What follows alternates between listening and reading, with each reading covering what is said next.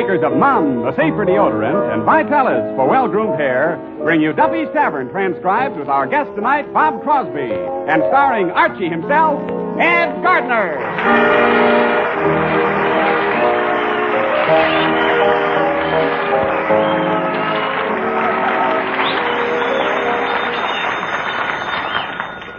Hello, Duffy's Tavern, where the elite meet to eat. Archie the Manager speaking. Duffy ain't here. Oh, hello, Duffy. Tonight, Bob Crosby. No, Duffy. Bob Crosby. Yeah, that. Yeah, he's Everett's brother. Well, I'm bringing him down to help me romance a dame. Yeah, Duffy, I'm in love, you know. You heard me, love. Look, what brought you and Mrs. Duffy together? A Winchester.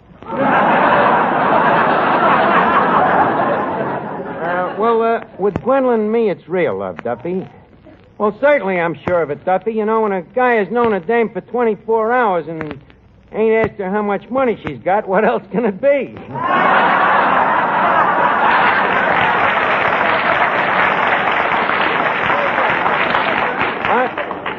What? Look, now, it's no use trying to talk me out of it. I have been smitten, and I intend to stay smut. Okay. Some enchanted evening. You know, Eddie, that song haunts me. It haunts you, huh? Yeah. Well, sure, you just murdered it.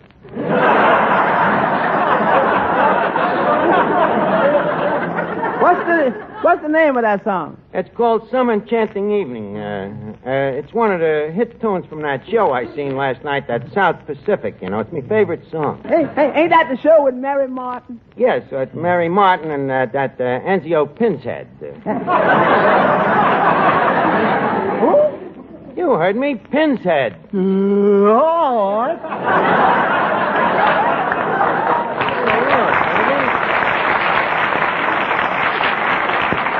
Look, Finnegan, what's your favorite song? My favorite? The one my mother sang to me when I was a baby. How did it go? Rock-a-bye, baby, in the treetop. If the ball breaks, the baby will drop. That's the part that used to get me. Why? My mother sang it with gestures. Probably explains your weakness for music. Hello, boys. Oh, hello, Miss Duffy. My, you look charming tonight. I do? Well, now that you mention it, no. Archie, I hear you saw South Pacific last night. How much did the tickets cost for the South Pacific? $6.60 apiece. $6.60? Do the dames wear fans? No, Finnegan, in this show, the dames don't have no fans. No fans? Oh, boy. No wonder they can get $6.60. Well, it sure was worth it. What songs in that show? That Valley High thing. Valley High.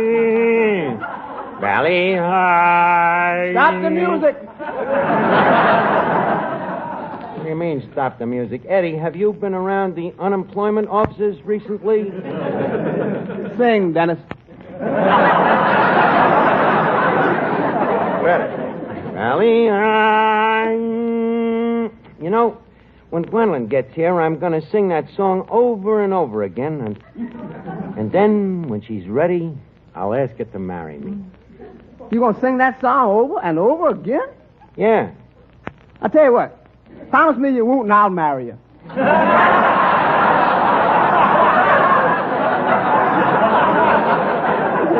Now, wait a minute, Eddie. Is this just a fetish with you, or is my singing really that bad? You ain't no Crosby. So what? Even the rest of the Crosbys ain't. Wait a minute. Crosby, you give me an idea. You know, Bob Crosby's coming down tonight. Maybe I can get him to sing the songs to her. Bob Crosby croon love songs to your girl? Well, sure. He'll put Gwendolyn in the mood for me. It's like in the movies, Eddie. You know, he'll sing the songs, but When it comes to the romance, I come along and dub myself in. Hey, Art, where did you meet this Gwendolyn? I met her the other night over at the library. You? In the library? Yeah, weird, ain't it? What was you doing in the library? It was raining outside. Well, to make a long story short, you see, Gwendolyn turns out to be the librarian. So, to impress her that I am also a deep thinker, I asked her if I could take out a book. Tom Swift and his electric runabout. No, Eddie, I asked about Charles Dickens and his picnic papers.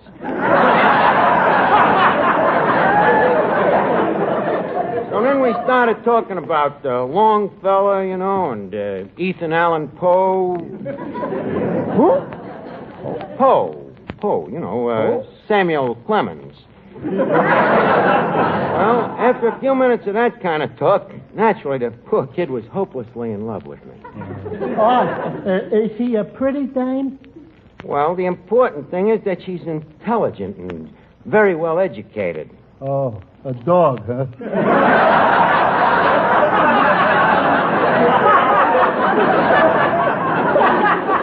On the au contraire. So you're really in love this time? Yeah? What do you know about love? I suppose you know more about it than I do? Oh, I think I should. After all, I'm a woman. That's right, and don't let nobody tell you no different. Hey, Art, you better be careful. First thing you know, you'll be marrying today. And what's wrong with marriage? What's wrong with it? Look at me mother and father. They got married, and what did they get out of it? You're just being self-conscious.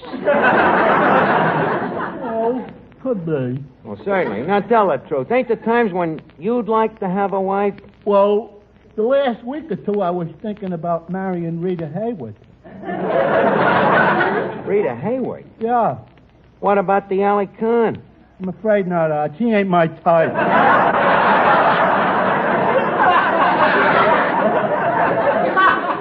You'll probably be very sorry to hear that. Arch, I hear you're thinking of getting married. Yeah, that's right, Joe. Well, congratulations. What kind of a girl is she? Oh, very brilliant. A member of the Angelitantia. The kind, if she had to wrap a herring... the kind, if she had to wrap a herring, wouldn't think of using nothing less than the Atlantic Monthly. Well, I hope you'll be happy with her. Well, I think I will, Joe. Mentally, we find each other very mutually compatible. Well, that's very nice to hear, Arch. But you must remember, it's not only what goes on inside your head that counts. What goes on outside is important, too. Oh, Joe, the only thing that goes on outside my head is Vitalis. Well, that's where you're smart. Vitalis makes your hair look well-groomed. That's because Vitalis tames down dry, unruly hair. Vitalis protects hair, too. Protects it against the drying effects of the hot sun and all those extra showers you take in summer. Why, no other hair preparation can give your scalp and hair better protection than Vitalis and the 60-second workout. For the Vitalis formula contains two of the same ingredients that many skin specialists prescribe for dry, flaky scalps, plus all the other extras that make your hair more handsome, more healthy looking. So try the Vitalis 60-second workout. Let it prevent scalp and hair dryness, rout flaky dandruff, and give you the best-looking, healthiest-looking head of hair you ever had. You look your best tomorrow if you get a bottle of Vitalis today.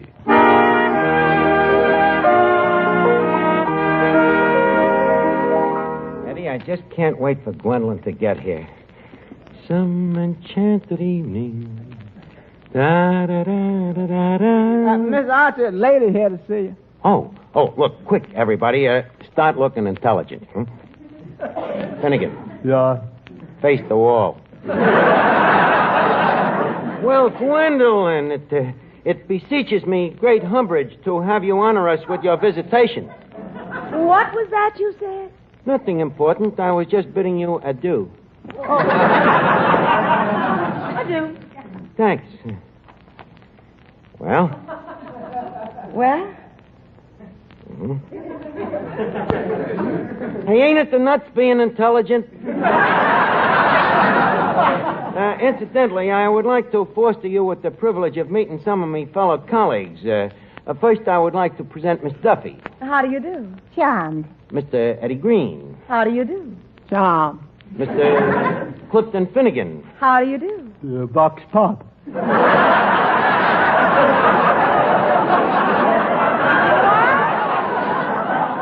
Well, you see, Gwendolyn, he only speaks Latin. But it's a dead language. Take a look. Wait a minute. Archie, wasn't he with you in the library the other day? Not me, sister. I got an umbrella. He's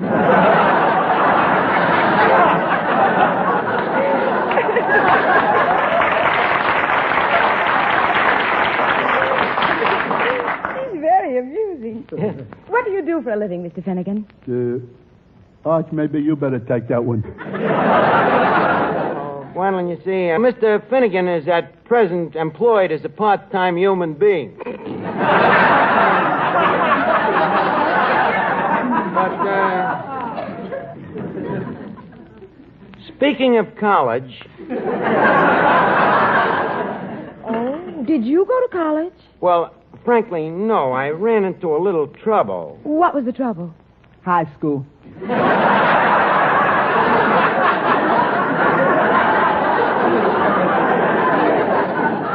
No, you see, the trouble was that Dad wanted me to go to Princeton and Pater wanted me to go to Harvard.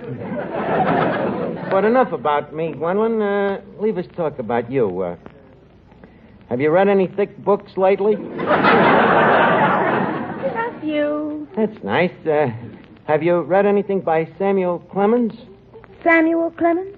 Yes, otherwise known as Ethan Allan Poe. Archie, you mean Edgar Allan Poe. He's changed his name again? Well, whoever he is, have you read him lately? No, Archie, I'm afraid I'm not in your intellectual class. I go in for lighter readings. I prefer Conan Doyle. Yeah. Well, I think Cone's all right, but Doyle is a little passé. But enough of this highbrow talk, Gwendolyn. What do you say we go lowbrow? Lowbrow? Yeah, leave us get married. Married? Why not? After all, I'm a man and you're a librarian. Just think, we could go through life together dangling Greek participles. What do you say? Well, Archie, you see, I've dedicated my life to the wooing of the muses. Does that mean I'm in or out? It means you're out. Yeah.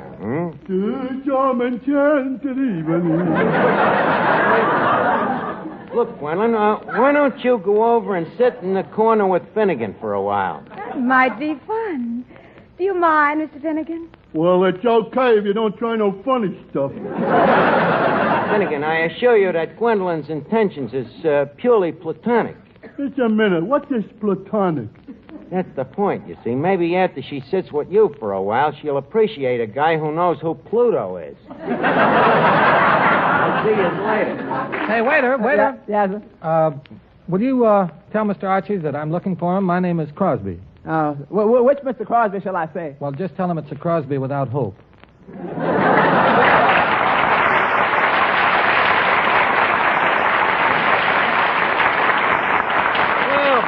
Crosby, glad to welcome you to the tavern. How did you happen to know about this place? Well, Bing recommended it to me. Oh, Bing recommended it, huh? Yep, and me, his own brother. Well, tell me, how long have you been in town? Oh, a couple of days. Yeah, did you see South Pacific yet?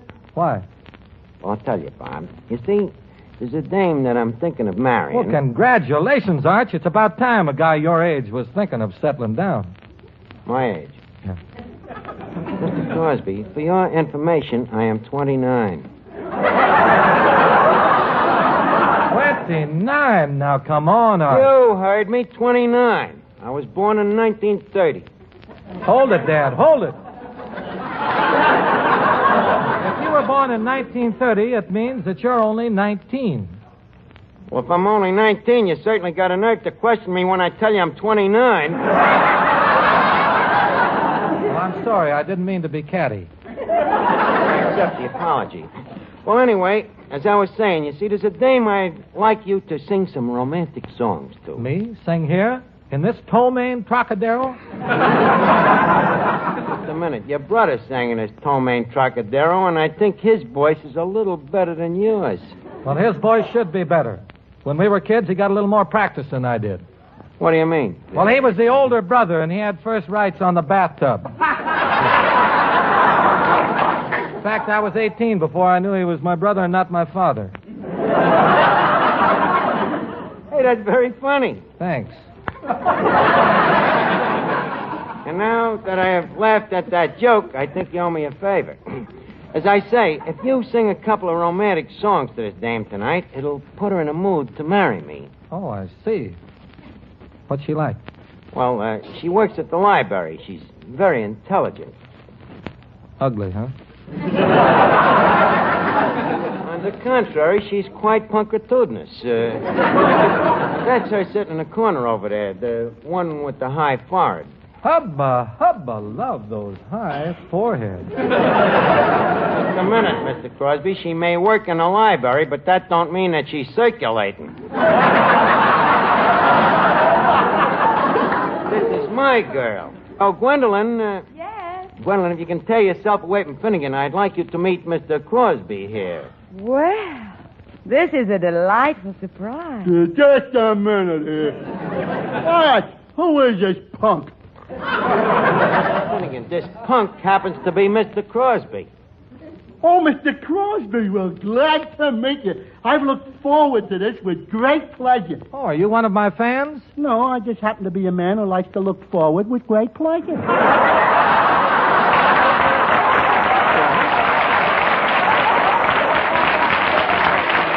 Finnegan, butt out of this, will you? Archie. Huh? Archie, I'd love to hear Mr. Crosby sing. You'd like to hear him sing, huh?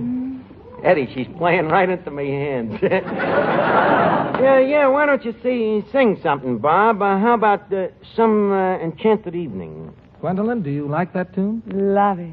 Arch, I'm always glad to do an old pal a favor. Oh, thanks, Bob. Matty, some enchanting... Is it Enchanted? Well, you know the thing from South Pacific.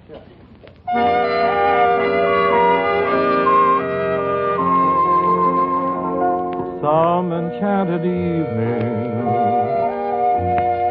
you may see a stranger. You may see a stranger across a crowded room, and somehow you know even then, that somewhere you'll see her again and again. Gwendolyn, this music, don't it make your embers burn for me? Archie, please. Who can explain it? Who can tell you why? Fools give you reasons, wise men never try. Some enchanted evening, when you find your true love, when you feel her call you across a crowded room. Gwendolyn. Will you shut up? Then fly to her side and make her your own. For all through your life you may dream all alone.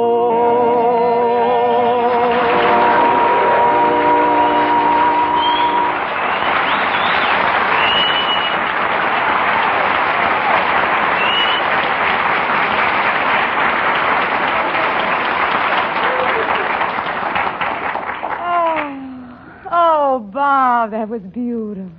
Yeah, but don't forget, Gwendolyn, it was my heart singing through his nostrils.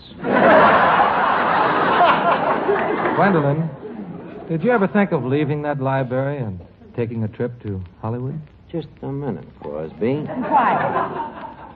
Bob, what would I do in Hollywood? Oh, work for the Crosby Enterprises? Maybe you could be my assistant. What do you do in the company? Oh, I take care of the petty cash. Petty cash. Anything under $1 million. Flogging as well. Wendy, why don't we go in the corner and talk it over? Why not? That dirty double-crosser. Hoisting me by my own petard. That snake in the grass. That bee-bopper. Calm down, Miss Archie. Well, don't you see what's happening, Eddie? She's going for the wrong guy. He ain't even an intellectual. I gotta do something drastic. Drastic? Yep. I'm gonna have to read a book. Now, let's see. Where did we put that book? You know, the one, that handbook of useful facts and figures.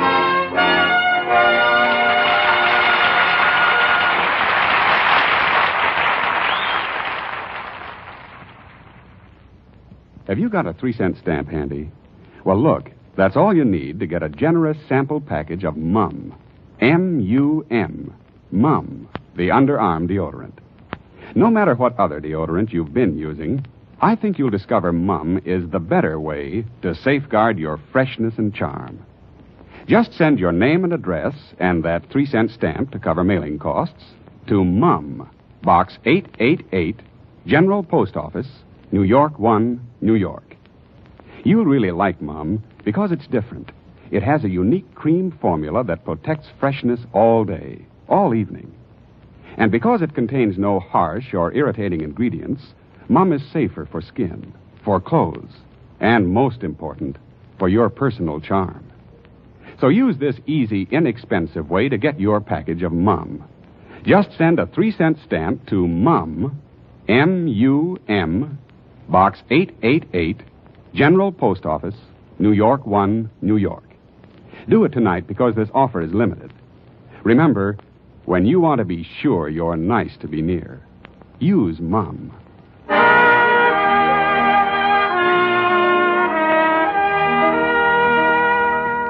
Eddie, look at him. Oh, That Crosby over there holding hands with Gwendolyn. I'm telling you, if he wasn't wearing glasses, I'd punch him right in the nose. Miss Archer, I got news. What? He ain't wearing glasses. Just another one of his underhanded tricks. But I'll show him who the best man is. How? How? I got superior intelligence, ain't I? And I got a high Q, ain't I? Only trouble is you don't know nothing. Well, I will as soon as I memorize a couple of more facts from this handbook of knowledge here. Now, let's see. Postal regulations, presidents of the United States, poisonous snakes. Look, Arch, old pal. How opportune. Look, don't give me that old pal stuff and lay off my dame. All right, stop worrying, will you? Just a passing fancy. Yeah, and I've noticed some of them fancy passes.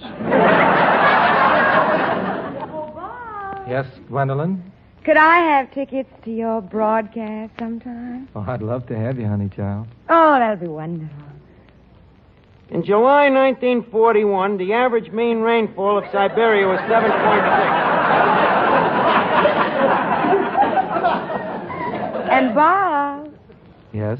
Oh, I hate to bother you, but could you let me have your autograph? More geysers are found in Yellowstone National Park than any other place in the world. Gwendolyn, Yes? would you like me to send you a picture of myself? I'd love it. The average Labrador Retriever has 16 Bob, do you know any other songs from South Pacific? Yes, and I'd love to sing another one for you right now, honey. The life expectancy of the average crooner is 32 years.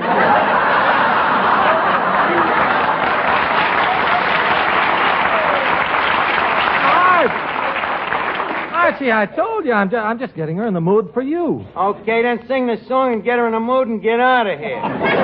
Okay. Pardon me, folks. Do you mind if I listen?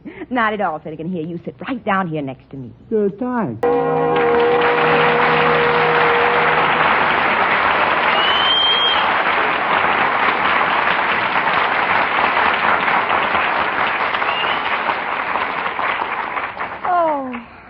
Oh, Bob, that was wonderful. That song, it did something to me. Put you in a romantic mood? Very. Well, come on, honey. Let's get out of here before you lose it.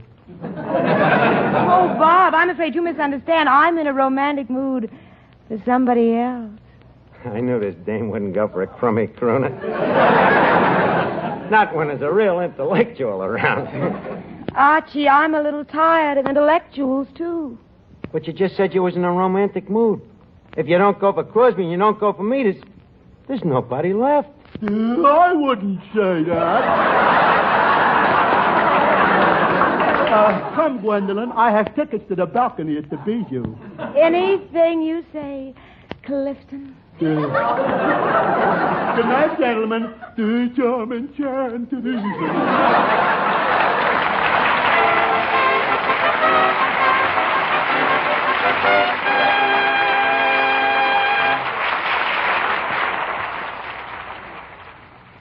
Mister, we're sure of it. Try just one tube of Benex brushless shave cream, and we're sure you'll use Benex for life. Because so many thousands of men have found that Benex, B-E-N-E-X, gives them the best shaves they've ever had. Benex gives you extra easy shaves, thanks to a special beard-softening formula. Benex is extra smooth, lighter, so different it rinses off your razor instantly. Benex gives you extra comfort. A special after-shaving action leaves your face feeling wonderful. Just try Benex. See for yourself. Benex brushless shave. B-E-N-E-X. At your nearest drug counter. Get Benex tomorrow.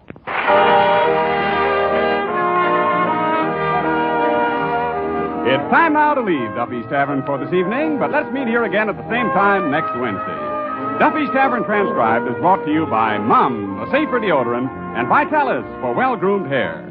Bob Crosby appeared by permission of Franco-Americans Club 15. Each Wednesday, Bristol Myers bring you Duffy's Tavern and Mr. District Attorney, which follows immediately over most of these stations. This is NBC, the National Broadcasting Company.